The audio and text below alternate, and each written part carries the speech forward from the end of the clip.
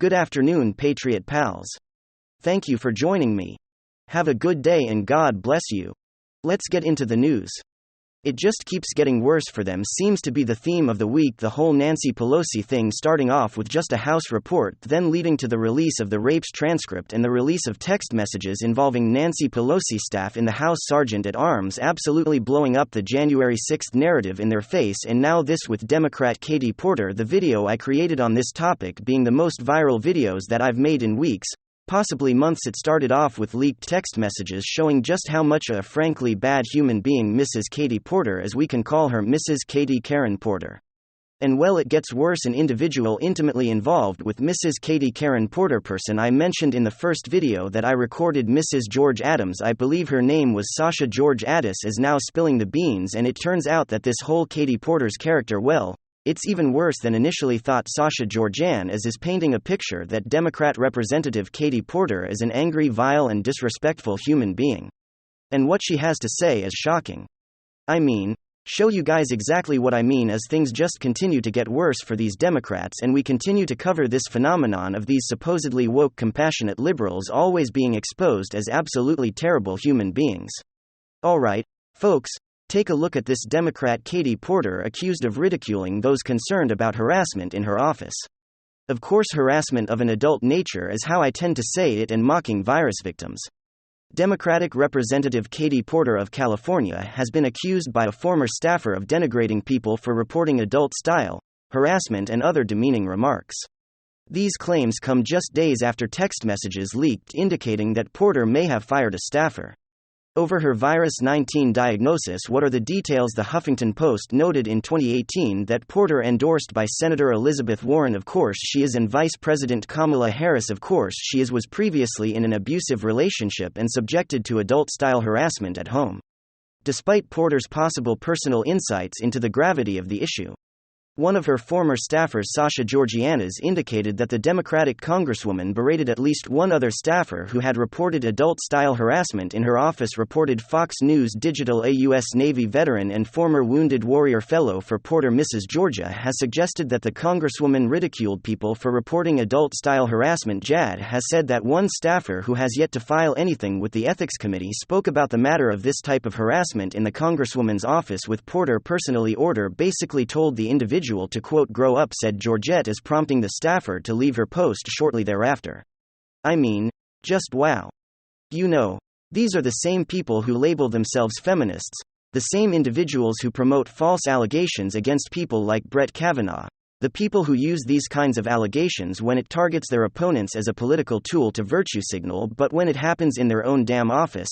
Allegedly, when a young female staffer confided in Democrat Representative Katie Porter over an in-office issue of adult-style harassment, Katie Porter told this young woman to grow up. Wow. I wasn't exaggerating when I said in the intro that Mrs. Katie Porter is allegedly an absolutely vile, terrible human being. It's always the ones who are constantly screaming for recognition about just how virtuous they are that end up being the worst. I mean, this level of hypocrisy is just absurd. No wonder she's endorsed by Elizabeth Warren, serial liar, and Kamala Harris, sociopathic prosecutor, putting innocent people in jail and minority men in jail for nonviolent drug offenses.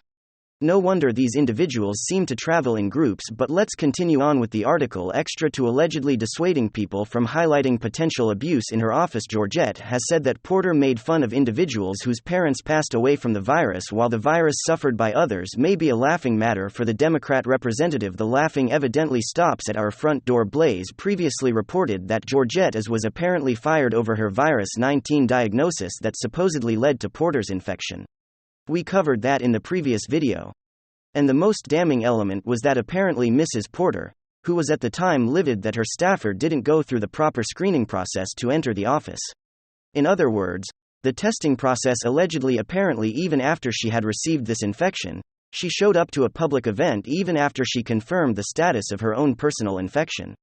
This seems to be a pattern of behavior an individual whose money ability, rude, angry, and most importantly utterly disrespectful.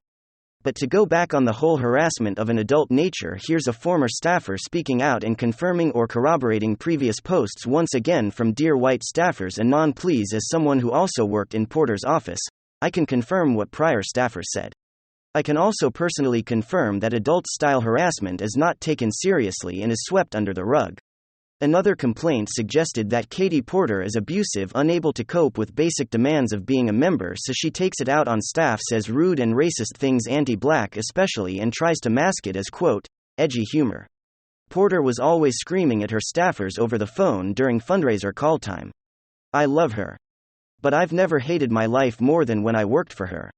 I've worked for many representatives, and her campaign has more turnover, more burnt out 22 to 25-year-olds than I've ever seen, including myself, said another anonymous complaint.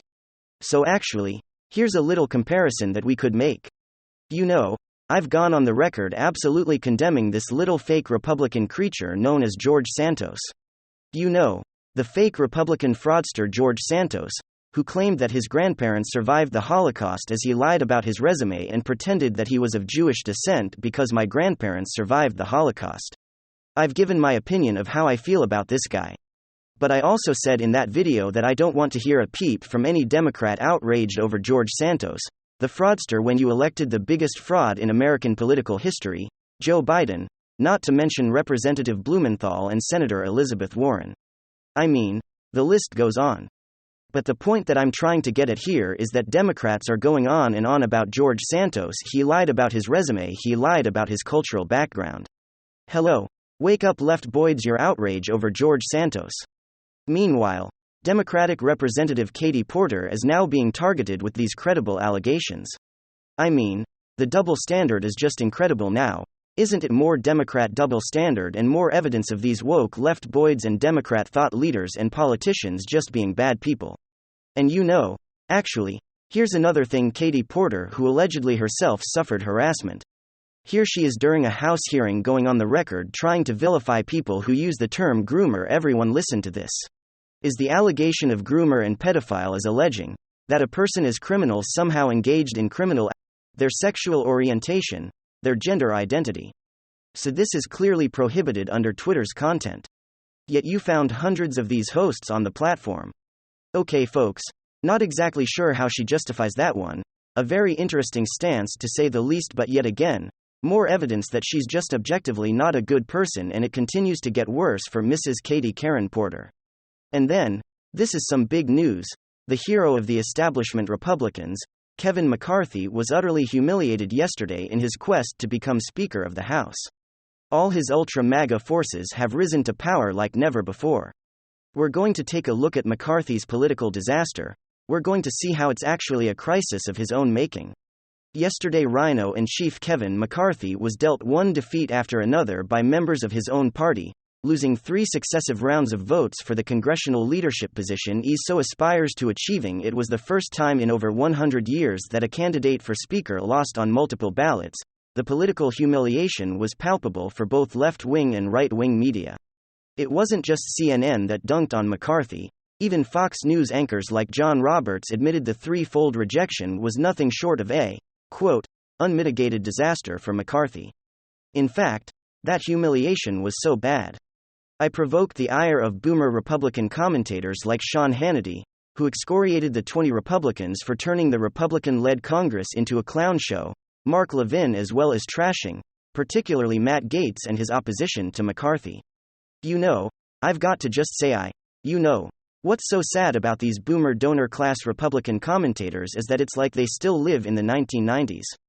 They never left the heyday of AM-talk radio. They still actually believe that there's a fundamental difference between Republicans and Democrats.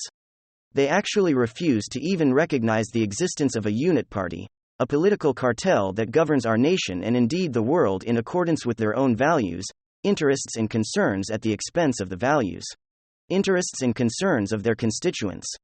For example, guess who's getting together today as good old friends, as his buddies, as compadres, business partners, if you like? Can you say Mitch McConnell and Joe Biden? That's right. McConnell and Biden are chumming it up together today in celebration, I kid you not, in celebration of that monstrosity of a bill, that $1.2 trillion infrastructure bill that McConnell and 18 Rhino Republican senators voted for because they hate you. Because they despise you. They would rather make Democrats happy that make you happy, and McConnell's purposely getting together with Biden today just to rub it in your face. This is what makes the boomer Republican establishment media, the Hannitys, the Levins, look so pathetically out of touch. They don't see that the world of the 1990s doesn't exist anymore. Moreover, they seem to have a hard time recognizing that all of this is a crisis in McCarthy's own creation. We talked a lot about this in the leading up to the midterms. McCarthy did everything he could to thwart the campaigns of ultra-mega Republican candidates precisely because he didn't want to lose the speakership.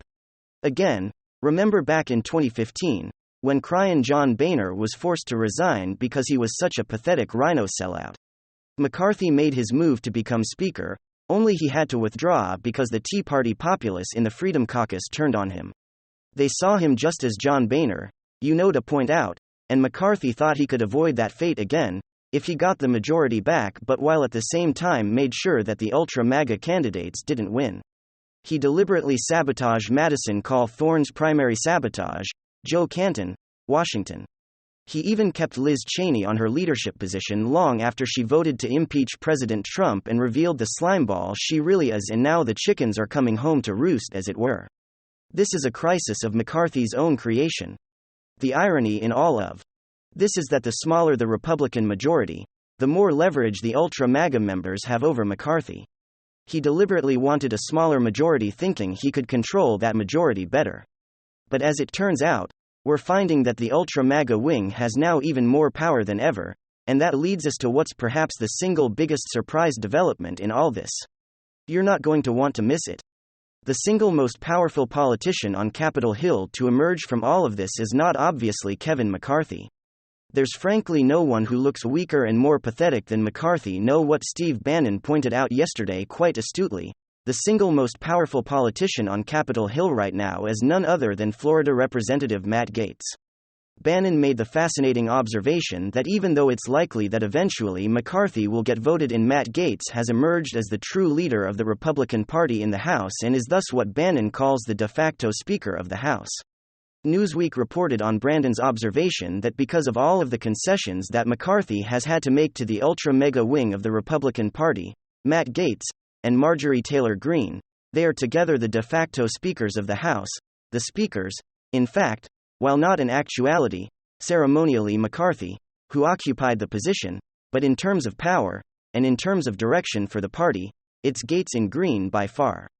Here's what Bannon argues, quote, McCarthy meeting with House Freedom Caucus, if he gives on motion to vacate, it symbolizes, he's given on everything meaningful, he essentially has turned over the speakership to Gaetz, and the hard right. So what that means is McCarthy has agreed to lowering the number of congressmen who can push for a floor vote to remove a sitting speaker. So as I understand it, and McCarthy has agreed to lower it to 5 members of the House. And now it only take 5 members of the House to push for a floor vote to remove a sitting speaker, which renders the speaker obviously very vulnerable to revolt within his or her own party. That's what Gaetz wants. In fact, as I understand it, Gaetz is holding out to make sure that number comes down. He thinks 5 members is too high of a threshold. Whatever it is, Bannon's thought here is that McCarthy is basically saying, by agreeing to this, whatever ultra-mega wants ultra-mega gets, right, lest they rebel against him. So this in effect makes Matt Gaetz and Marjorie Taylor Greene the de facto leaders of the congressional Republicans. So obviously we'll see how things continue to flesh out today. But there's no question. The establishment Republican Party is on their heels. They're getting utterly humiliated in front of the entire nation. All the ultra-mega forces they thought they defeated in the midterms are coming back with a vengeance. Alright folks, hopefully you enjoyed the situation update today. Please let me know in the comments. Please do everything you can